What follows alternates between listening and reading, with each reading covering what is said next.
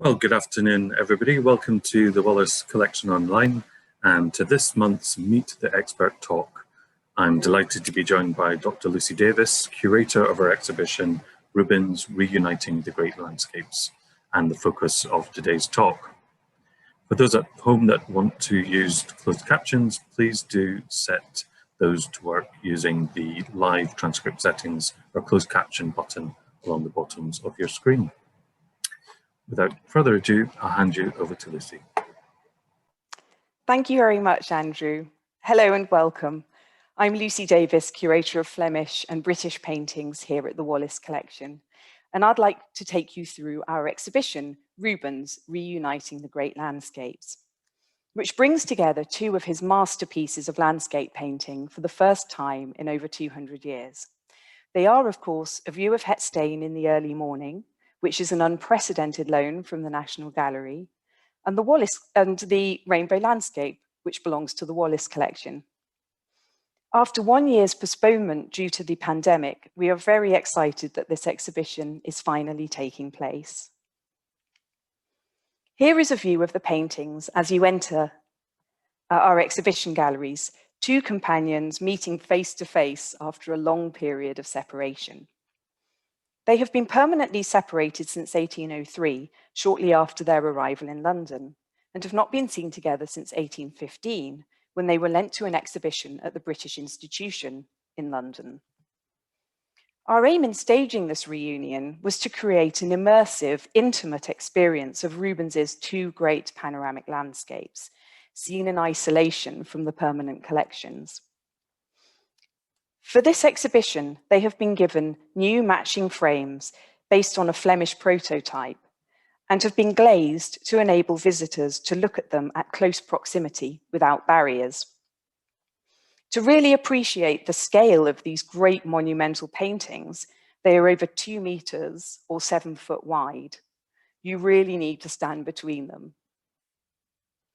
Only viewing them in person allows us to comprehend their amazing presence as physical, three-dimensional objects, which are the achievement both of a highly skilled panel maker and one of the greatest artists who ever lived.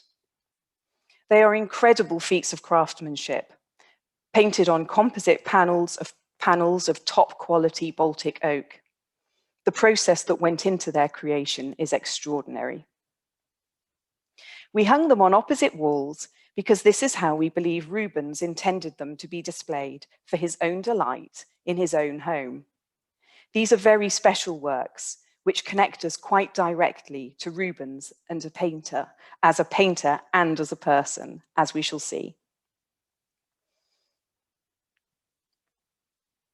The pair are among art history's most well-known companion pieces. John Constable, in a public lecture in 1833, when the paintings had already gone their separate ways, used them as an example of how companion pieces should never be separated, likening them to a married couple. When pictures painted as companions are separated, the purchaser of one, without being aware of it, is sometimes buying only half a picture. Companion pieces should never be parted unless they are by different hands, in which case the sooner they are divorced, the better. The paintings are almost always discussed as a pair. When we talk about the Rainbow Landscape at the Wallace Collection, we refer to its pendant 2 miles down the road at the National Gallery. Even in my early years at the Wallace, reuniting the two paintings seemed like an unrealizable dream. This was largely due to the way in which Lady Wallace's will was interpreted, so that the Wallace was not seen as a borrowing or lending institution. The Rainbow Landscape was not lent to the major Rubens Landscapes exhibition in 1996 at the National Gallery for that reason. An opportunity did, however, come to reunite the pair when the Wallace Collection entered an unprecedented loan agreement with the National Gallery. The Wallace Collection would lend Titian's Perseus and Andromeda to reunite the famous Poesie series in exchange for the National Gallery's subsequent loan of A View of Het Steen in the Early Morning. Here is a photo of our painting when it was in the exhibition at the National Gallery. Also, the National Gallery has never lent out Het Steen before due to its fragility. To prepare for the loan, my colleagues there carried out an extensive conservation project, which transformed their painting visually and restored the structural integrity of the panel so it was safe to travel to us.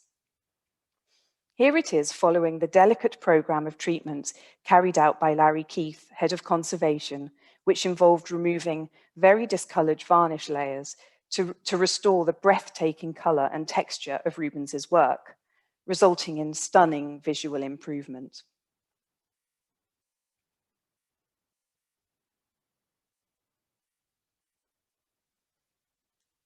In the exhibition, we present the two landscapes as works of great personal significance for Rubens. A more private side of an artist of worldwide fame as a great court painter, of allegories celebrating ruling dynasties of the day, of great altarpieces for the Catholic churches in Europe, and as the manager of a very large and successful workshop. He was renowned for his great learning and was well versed in several languages, using Italian and Latin in his correspondence. A man of considerable intellect, tact, and discretion, he was entrusted by the governor of the Spanish Netherlands with highly sensitive diplomatic missions, even acting as a representative of the Spanish crown in London to prepare for a peace treaty between the two countries. Here is his final self-portrait, a life-size likeness taken in three-quarter view, and which he kept for his own collection. At the time, he was in his early 60s, and he depicts himself as a rather weary courtier, confronting his aging face with great honesty and directness. The fluent brushwork is like the handling of the two great landscapes, typical of his late style, and inspired by that of the late Titian. Rubens had a remarkably successful career against the background of warfare across Europe, with the Netherlands, in Rubens's own words, the battleground and theatre of the tragedy. He continued to express his grave concern about the future of the region until his death. Rubens lived in a time of plague, which made travel abroad difficult for him. It claimed the life of his first wife, Isabella Brandt, in 1626 at the age of 34. And it was during times of plague that Rubens retreated to the country, even before his retirement. Before departing from London and returning home for good, Rubens presented this great allegorical painting to King Charles I. In this very high-profile gift, Rubens communicated a very important message to the monarch, which was that a country could only prosper in times of peace. Here, Minerva, or wisdom, protects pax or peace from Mars or war, thus allowing for abundance and prosperity to flourish in her wake. In many ways, this painting encapsulates the background of Rubens's life and career, and his abiding engagement with the themes of peace, fertility, and plenty, and the horrific consequences of their opposite in his art. On returning home, Rubens married again to Helena Formant, who was 16 at the time of the marriage. They were to have 5 children, the eldest of whom is depicted in this portrait of the family in the garden of their Antwerp townhouse.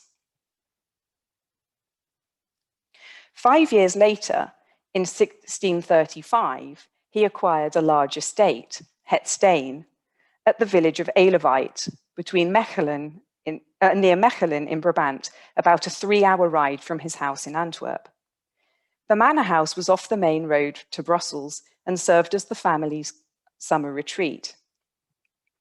The estate included a stone manor house, from which the estate took its name, the Stone, with a drawbridge and moat, a lookout tower, and extensive farmlands and orchards. It came with the feudal title, Lord of Steen. Rubens was clearly proud of his new estate, which he called My Villa. Very few artists of the period, with the exception of Titian, Velázquez, and David Teniers, had the means to acquire such an estate. The house still stands, and although remodeled over the centuries, its main east-facing facade, drawbridge and moat, look much like they did in Rubens's day. Here is a view of the house from the moat. It was recently acquired by Visit Flanders, an agency of the Flemish government. These photos of the house were taken last year when we filmed the estate for our documentary film that accompanies the exhibition. According to contemporary biographers, Rubens devoted his time there to painting the surrounding landscape. These two great landscapes are the magnificent product of this newly gained personal freedom and the happiness he described that derived from his second marriage and growing family. Although on a monumental scale, which we might associate with his more public commissioned works, they were not painted on commission, but for sheer pleasure, and that pleasure is communicated to us very directly when we view these paintings in the exhibition galleries.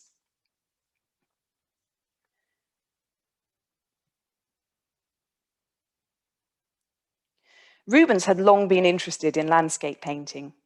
Indeed, his first teacher in Antwerp, Tobias Verhaert, was a specialist in landscape.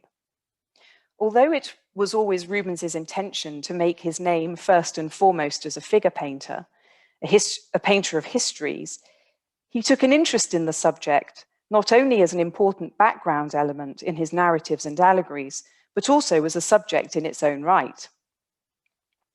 While in Rome, he painted a view of the Palatine and must have witnessed the great developments taking place in landscape there, led by North Italian artists and the Antwerp-born painter Paul Brill.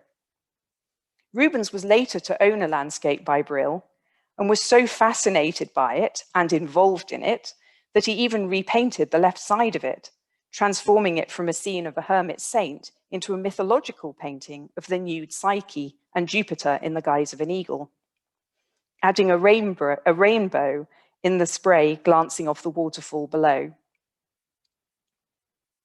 He would also have been aware and no doubt proud of Brill's great success in Rome, as the first non-Italian to be appointed Principe in 1621 of the Accademia di San Luca, that is the head of the Accademia di San Luca, the Academy of Art that was founded under the auspices of the popes.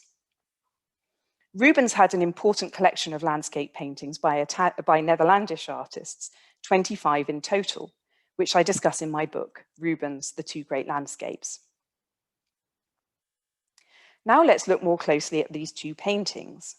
Het Steen is a morning scene on the cusp of late summer or early autumn. The rising sun is still low in the sky. Its rays are reflected in the clouds and fall across the open meadows and twinkle in the windows of Rubens's manor house. A cart carrying produce fords a stream as it sets off for market. A hunter with his lurcher is concealed behind a tree stump poised to shoot partridges. Maids are milking cows in the distant pastures. The view is extensive, taking in the skyline of Mechelen, some 9 kilometers north of the castle. Although in reality, the land surrounding the house was very flat and low-lying, and as we can see, prone to flooding, Rubens seems to elevate the horizons to offer us the sense of an expansive bird's-eye view. The crenellated lookout tower to the north of the castle must have afforded Rubens the kind of elevated, extensive view of his estate that he captures here, although of course from a slightly different vantage point.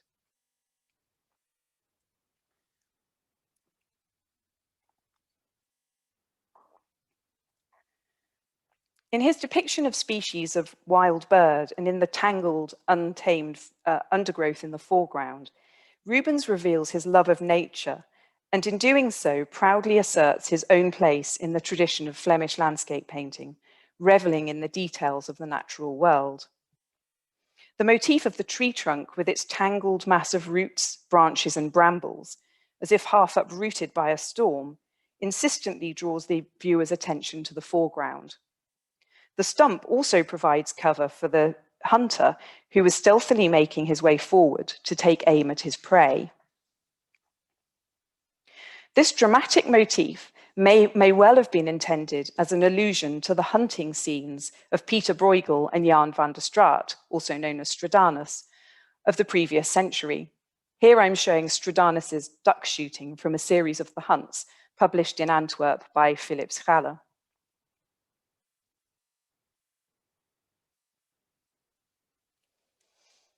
These paintings are based on a lifetime's extensive observation of nature, preserved in a group of beautiful drawings.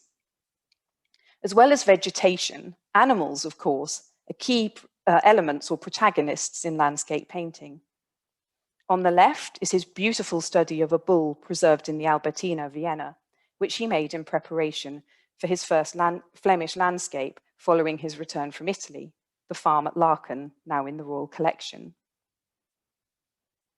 Here is the farm at Laeken, for which Rubens studied cattle very closely. It includes several of the motifs we find in the two great landscapes, which were themes that appear throughout Rubens's earlier landscapes: watering animals at a stream, a close-up view of maids milking cows in the pastures, and an overall peaceful scene over which presides a church. The drawing on the right is a study of a cluster of wild shrubs, a blackthorn with brambles and weeds, on which he noted how daylight affects the hues of the leaves. The blueberries, like grapes covered with dew, the leaves fine green shimmering, but at the back a bit pale and dull, the stems reddish. Both of these drawings are dated to earlier in his career, at least 20 years before he painted the great landscapes, drawn earlier, but now which formed part of his visual memory bank. It is perhaps telling that there are no surviving drawings directly associated with Het Steen and the rainbow landscape, when the artist was at the height of his powers and had years of experience to draw on. Cattle are, of course, right at the center and heart of the rainbow landscape. In the rainbow landscape, the hay harvest is in progress, so the month is June or July. In the center of the composition are a group of 11 cows that are being driven down a track by a herdsman and stop to cool off in a stream. The track is also the stage for an encounter between milkmaids and haymakers, who in their friendly, even flirtatious exchanges appear to form two pairs. The same cart, which we saw going to market as if leaving, so to speak, the painting in Het Steen, is here shown laden with hay and being driven into the painting along the track towards the haystacks. On the far bank of the stream, a group of ducks form a beautiful demonstration of duck behavior in the round and add a noisy, animated note to this otherwise peaceful scene. More commotion can be seen above in the stormy sky, through which the sun bursts to create a majestic rainbow, which, although unseen by the figures below, emanates a sense of calm and harmony across the composition. And here are two beautiful details of the ducks, a much loved part of this painting, and the stormy sky.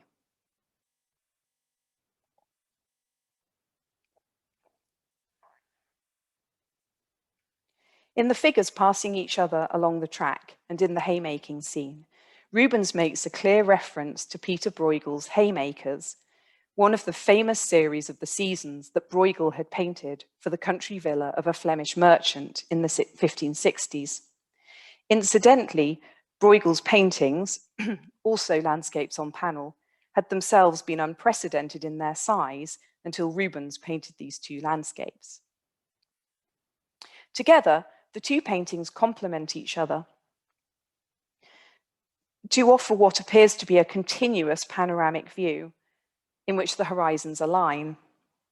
They are matched in terms of scale and color, with spatial depth organized through a transition from earthy brown in the foreground to emerald green in the middle distance, melting into ethereal blue on the horizon. The same motifs and protagonists are repeated in each, most of which are favorites of Rubens, which he had sketched from nature throughout his career. In our paintings, some repetitions are more obvious, like the cart coming out of Het Steen and driving into the rainbow landscape, milkmaids and cows on the distant fields in Het Steen and in the foreground in the rainbow landscape, and smaller details that only emerge on closer inspection, such as the impastoed light reflected in water in both paintings. We see here in the stream in Het Steen, and then the reflection of the rainbow in the stream in the rainbow landscape. And the windswept shrubs, with the wild birds in Het Steen as a counterpart to the ducks in the rainbow landscape. It has long been noted that there is a shift in tone between Het Steen and the rainbow landscape, with Het Steen appearing to be more firmly rooted in direct observation, and the rainbow landscape, due to the presence of the great rainbow, more idealized and symbolic. It is perhaps telling that in the description of the paintings in Rubens's sale catalogue, Het Steen was described as from life and the rainbow landscape was not. Rubens depicted rainbows on a number of occasions, but it had particular significance to him in our painting. The only other composition in which a rainbow occupies such a prominent position is in two idealized pastoral scenes, one in the Hermitage Museum, which I show here, and a very similar version in Valenciennes. In this idealized rustic paradise, in this ideal rustic paradise, milkmaids and shepherds rest with their flocks and are soothed by the music of pipes.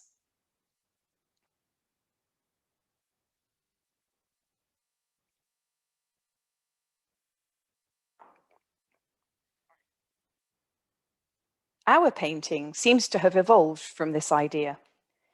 Rubens had earlier painted a similar seated milkmaid and piping shepherd accompanying a herd of cattle, but later painted over them with the impastoed crop of wheat.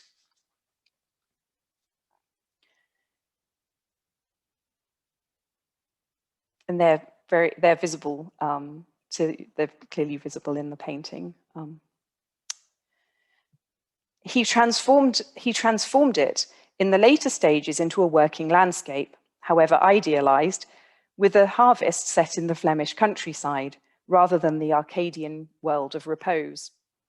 The presence of the rainbow for the first and only time in a Flemish landscape suggests that Rubens sought to infuse the rural scene with the joy of the pastoral. For Rubens and his age, the symbolism of the rainbow was primarily religious rather than mythological. The rainbow was, of course, the symbol of the covenant between God and humanity after the flood, signifying reconciliation, hope, and peace. All of these associations were surely particularly poignant for Rubens, who as a diplomat had worked tirelessly for peace. The personal significance of the rainbow for Rubens was underlined by my colleague, Dr. Bert Watteo at the Rubenianum, who in his paper at our recent Rubens conference proposed that the building under the rainbow and receiving its divine blessing is none other than Het Steen itself. We may be able to detect a valedictory note here, too, for Rubens was suffering from gout at this time and was aware of his declining state of health, writing in his correspondence of his desire to attain peace of mind. It isn't known where or how Rubens displayed these two paintings, whether in his Antwerp townhouse to impress city visitors or at Het Steen itself.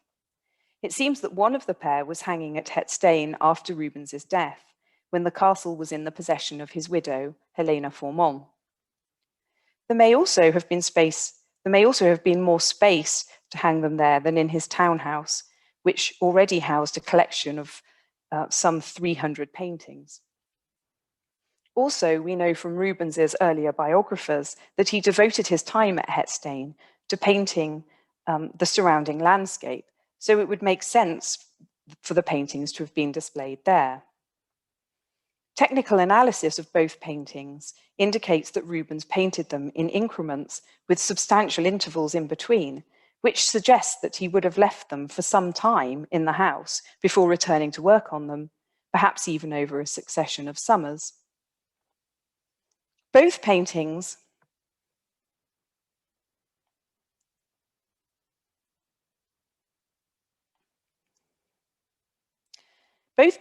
have sweeping diagonal sight lines that draw the eye into the compositions from the outer edge inwards, as if they were intended to be seen obliquely in a narrow hallway, as has been observed by the panel conservator and specialist George Bizaca. If hung opposite each other, the position of the sun is mirrored in each and gives the sense of the estate viewed in the course of a summer's day during the very months that Rubens spent at Het Steen. The way that they were constructed and painted demonstrates that Rubens intended them as a pendant pair. Both are painted on supports of Baltic oak, traditionally the preferred material of Netherlandish landscape painters. This was because the smooth support of high-quality timber allowed the oil paint medium to appear highly luminous, as we see here in this detail from the top corner of the rainbow landscape, where Rubens deliberately leaves the warm beige priming layer of the panel exposed.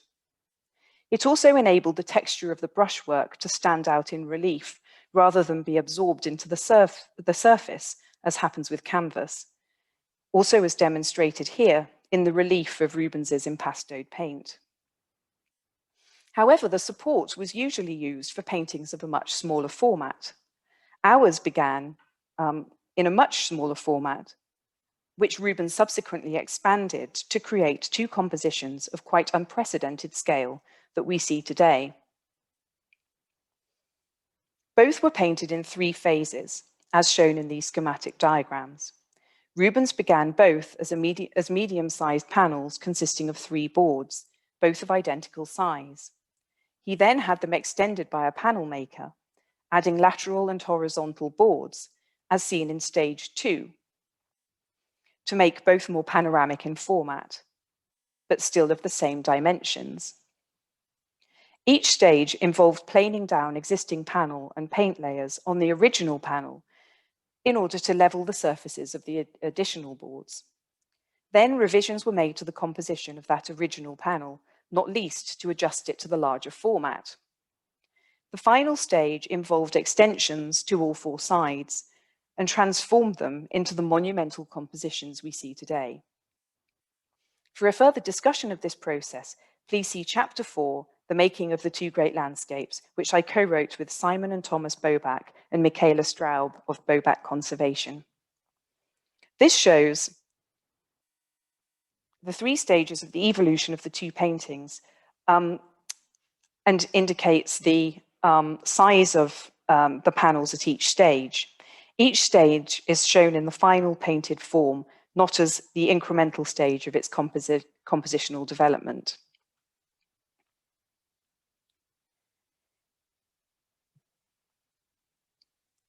Incidentally, a major discovery we made in examining the rainbow landscape was that even in its first iteration, Rubens had included a double-arced rainbow, which was smaller and in a different position from its final majestic iteration. Clearly, he intended our painting to be a rainbow landscape from the outset. In working in this incremental way, Rubens was really pushing the limits of the support, resulting in very thin panels that were very fragile because of their disproportionate size. What makes them unique is that this support was intended for much smaller, detailed compositions, but is here used on a monumental scale. Tiny details, such as the galloping horses, are combined with the boldness of conception of the grand panoramic or bird's eye view. The sheer texture of Rubens's brushwork, ranging from the minutely rendered to the bold and energetic, is shown to its best advantage on this support.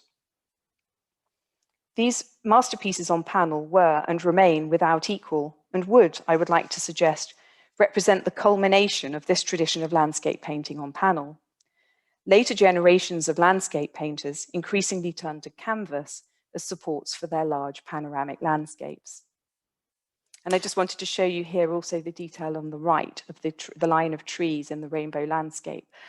which started off as in the first stage, the first iteration as smaller trees, which Rubens then extended. So he painted the treetops in a much looser style. And this is the infrared reflectogram of the rainbow landscape showing a double-arced rainbow at its first stage. And also you can see that line shows where the original line of the tops of the trees ended, and where Rubens then later went in and expanded them. Despite their fragility, these paintings traveled together extensively after Rubens's death. The places are indicated here on this, rather imprecisely on this map. The pair were not apparently included in the subsequent public sale of Rubens's collection, however highly sought after they might have been, but rather were kept by his immediate family. Het Steen seems to have been in the possession of Rubens's widow, Helena Formont, at the castle, as I mentioned, and the rainbow landscape with his son Albert in Brussels. By 1691, they were in Madrid in the collection of the 10th Admiral of Castile, before appearing in Genoa at the beginning of the 18th century in the collection of a Genoese banker to the Spanish crown, Bartolomeo Saluzzo.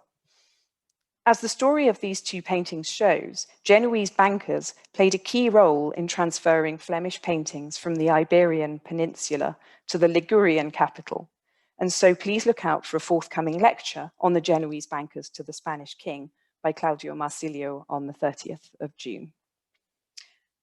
The paintings were then in the possession of the Balbi family for almost 100 years, until they were acquired by a consortium of British dealers in 1802 and brought to London.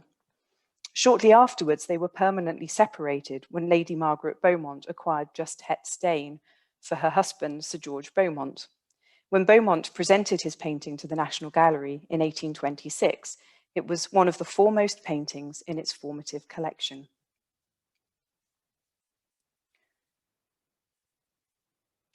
The rainbow landscape passed through 3 private collections before it was put up for auction in 1856 at Christie's.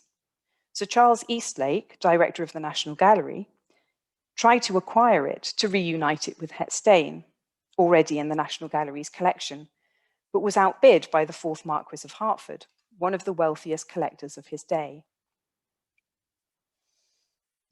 By this time, the value of the painting had appreciated considerably. In 1803, Lady Beaumont had acquired Het Steen for 1,500 guineas from the dealer William Buchanan, and 12 years later, the rainbow landscape was sold for the same amount to the collector George Watson Taylor. In 1856, it was put up for sale for 2,600 guineas, and Lord Hertford paid £4,500 for it, breaking the record as the highest price paid for a Rubens at auction until that date. And here is the sale catalogue showing the lot of 278, the very celebrated rainbow landscape.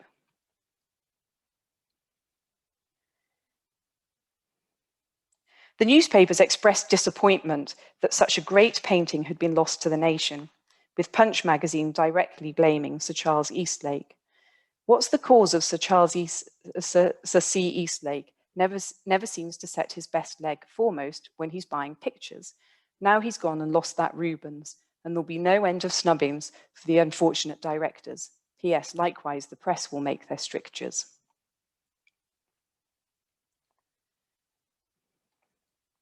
Despite the high price and the press attention surrounding it, Lord Hertford was never to see the Rubens, at least when he owned it, because ill health prevented him from returning to London, where the painting remained in Manchester House, now Hertford House.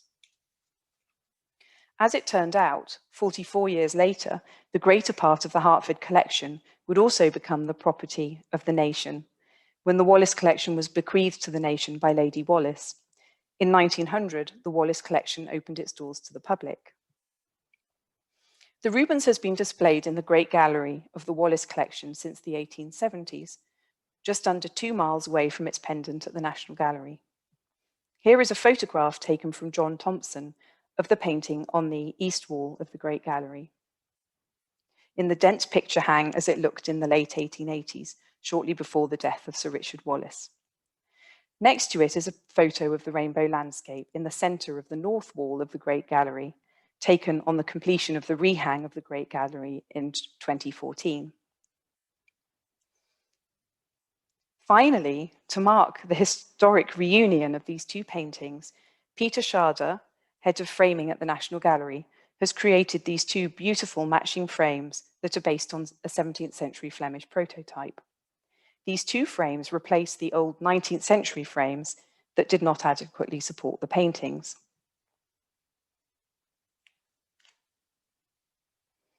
Thank you for listening.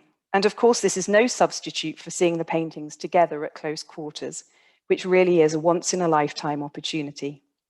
We also encourage you to see our new documentary film, which takes the visitor to the heart of the very landscape that inspired Rubens to paint these great masterpieces, and tells the story of the two paintings from their creation to their separation in London, and enriches the experience of visiting the exhibition.